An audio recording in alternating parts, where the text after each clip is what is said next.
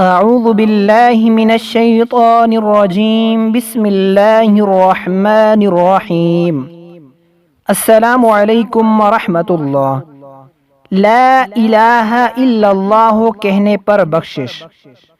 رسول کریم صلی اللہ تعالی علیہ وسلم نے فرمایا، اللہ جل شانہ کے عرش کے سامنے نور کا ایک ستون ہے۔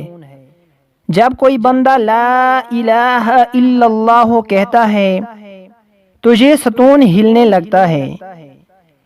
اللہ جل شانہ فرماتے ہیں ٹھہر جا۔ وہ ستون عرض کرتا ہے میں کیسے ٹھہر جاؤں، حالانکہ ابھی اس کلمہ پڑھنے والے کی مغفرت نہیں ہوئی۔